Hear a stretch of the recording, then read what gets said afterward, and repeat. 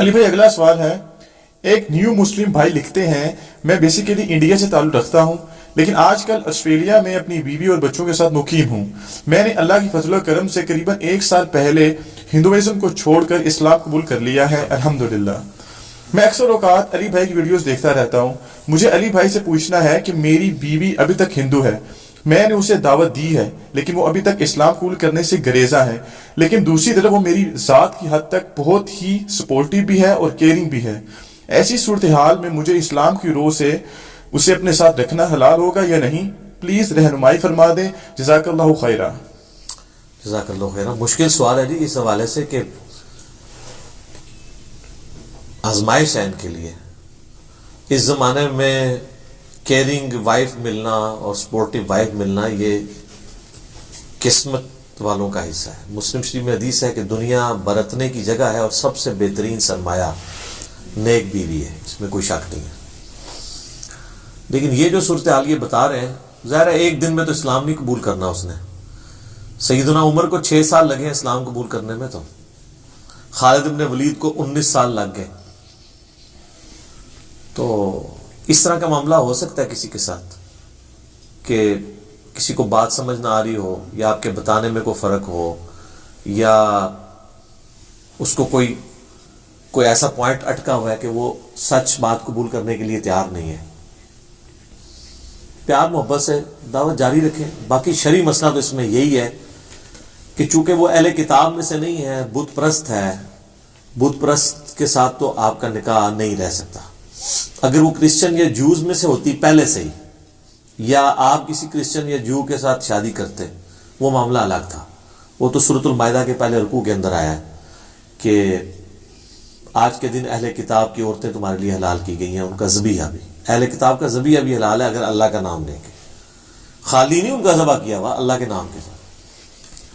بخاری میں عبداللہ بن عمر کے بارے میں ملتا ہے، ان کا ایک تفرد ہے کہ وہ یہ کہتے تھے کہ میں اس سے بڑا کوئی شرک نہیں سمجھتا کہ کوئی عیسیٰ ابن مریم کو اللہ کا بیٹا کہے۔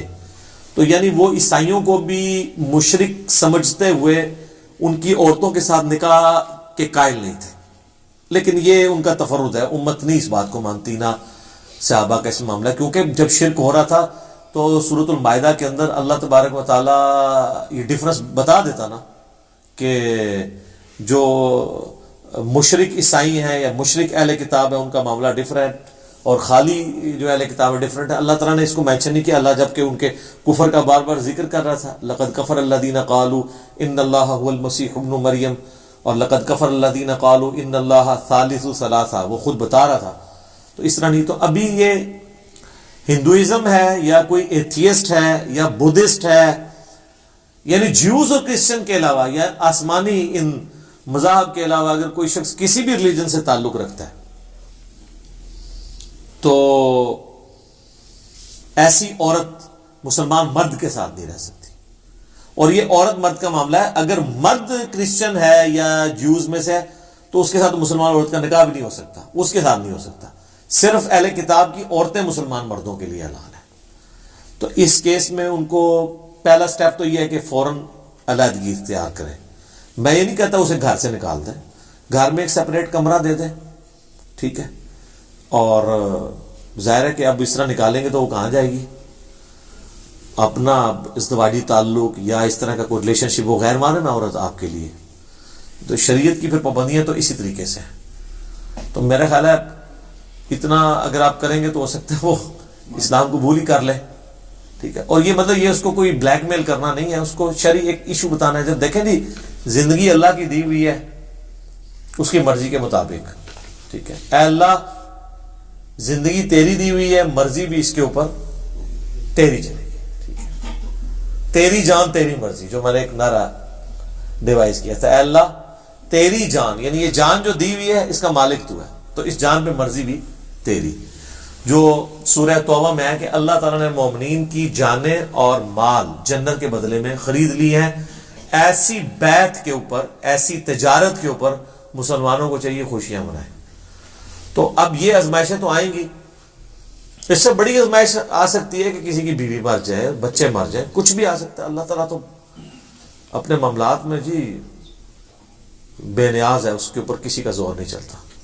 تو تو اس لیے اس میں تو شرعی مسئلہ یہی ہے کہ ان کو اس عورت سے علیحدگی اختیار کرنی ہوگی، اور جب تک وہ اسلام نہیں قبول کرتی، اور جب وہ اسلام قبول کرے گی تو پھر تجدید نکاح ظاہر کرنا ہوگا دوبارہ سے.